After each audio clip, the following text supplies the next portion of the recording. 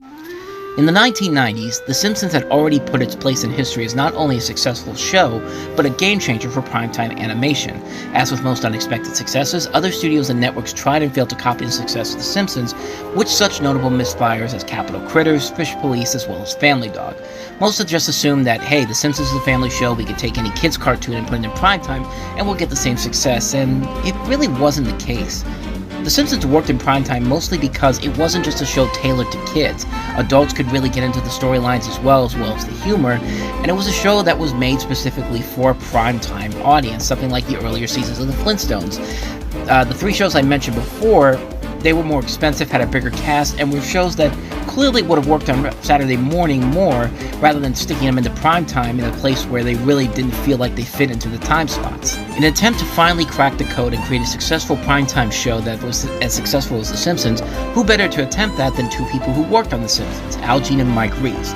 With the help of James L. Brooks and many people who worked on The Simpsons' early seasons, they paired up with Columbia Pictures and ABC to give us The Critic. The Critic was a show revolving around the life of New York film critic Jay Sherman, voiced by John Lovitz, and featured a ton of movie parodies as well as storylines, and it was said by the creators as in a love letter to New York City. The show ran for 2 seasons, one on ABC in '94, and then finishing its run on Fox in 1995. I've talked about this show a lot, not just here on the channel, but also on the website as well. I've done posts for the 20th anniversary of the show and did an episode blog post for the 25th anniversary of the show.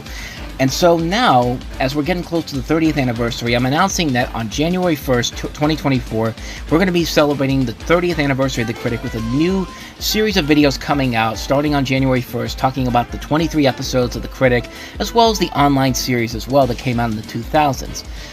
This is a show that I love to death. It's one of my favorite underrated shows of all time, and I feel like it needs to get the proper respect it deserves. So starting on January 1st, join us as we take a look as we celebrate the 30th anniversary of The Critic, with new episode vlogs coming out every day starting on January 1st. Hope to see you there.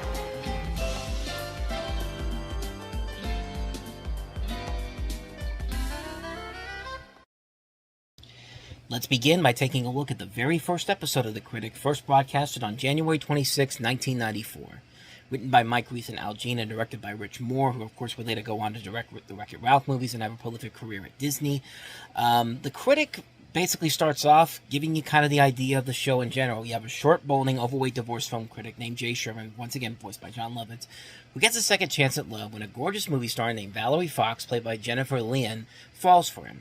But it may go all to pieces if Jay doesn't give Valerie a glowing review for her latest movie, the Basic Instinct-inspired erotic thriller, The Kiss of Death.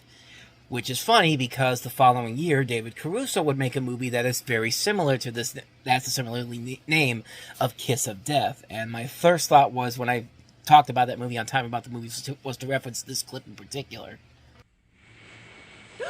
We left Kevin home alone, and he's only 23! And Arnold Schwarzenegger as a Chicago cop who goes undercover as a Hasidic Jew. Eat lead, Rabbi. Sorry, that's not kosher. All right. If you are a real rabbi, circumcise this child. Hava Nagila, baby. Because I love you people, I won't force you to watch the musical number. Well, maybe just a little. Dreidel, dreidel, dreidel, I made you out of clay. And jokes like that automatically hook you in right away, and there's a ton of those equally as good, of course, throughout the show, which we'll eventually get to. One of the major complaints I see from the first episode, many people talked about, was the lack of character development or memorability to any of the characters right off the bat, and honestly, I think they're being a little too picky about that. I mean, right off the bat, Duke Phillips, voiced brilliantly by Charles Napier, the late great Charles Napier, has some really great funny lines coming off as a Ted Turner-like caricature, and a really funny one. Why the hell do you have to be so critical? I'm a critic. No, your job is to rate movies on a scale from good to excellent. What if I don't like them? That's what good's for. Mr. Phillips, we go on in 5 seconds? I own this network, boy. Just put up that picture of me on a horse. God, I look fabulous. Look, this isn't art. It's just mindless pablum for losers who can barely read. Oh, that reminds me. I've got an interview with People magazine. Mr. Phillips, you're fabulously wealthy. You're a world-class athlete. You were great in bed last night. How does that feel? I have no one to envy. I envy you having me to envy. And the rest of the regular characters are introduced throughout the course of this episode.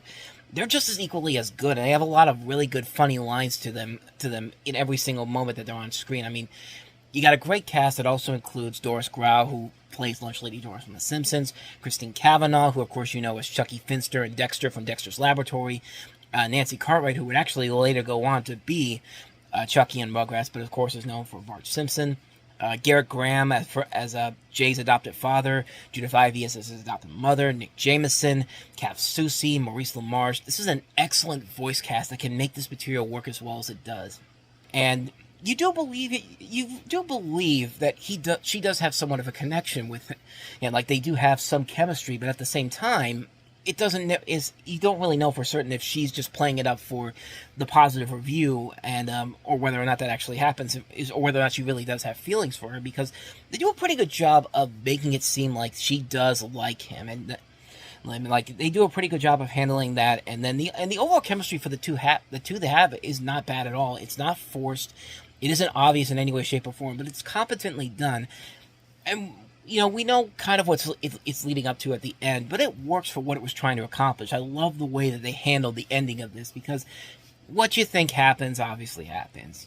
Jay gives an honest review, and he's hoping that once he gets back home, he'll see her there and prove that she loves him, and then it turns out that, yeah, she was just playing it up for the positive review. She leaves him, and you can tell that this was made pre 9/11, because they go to the airport and she's already getting on a plane, and Jay is literally at the gate, and like there's no way you'd be able to get past the gate in 1994 unless you were getting on the plane, that's what it used to be like beforehand. Like I know for a fact that around here at Pittsburgh International Airport, there's an air mall inside the airport, and before 9/11, you can always go in there, and even if you're not flying, you can always go check out the mall, you can always go eat there, but of course, ever since September 11th happened, that changed, and I don't know if they brought it back or not. I don't think they did, don't quote me on that, but I just think it's kind of amusing that you watch this ending, and like, there's no way Jay would be able to do this now in 2024, rather than 1994, but again, you never know, but like I said, I like the way they handled that pretty well. And I thought the episode did a good job of delivering on the show's potential. It has a ton of great laughs, not just centering around the movie parodies, but throughout. The voice work, I think, is very well done. The story, I think, is very well done. It has put some very good ideas overall. It's a very good, overall, well-done first episode. It has some minor flaws here and there, but nothing that would hurt the show in the long haul, and it would eventually even itself out as the show would continue on.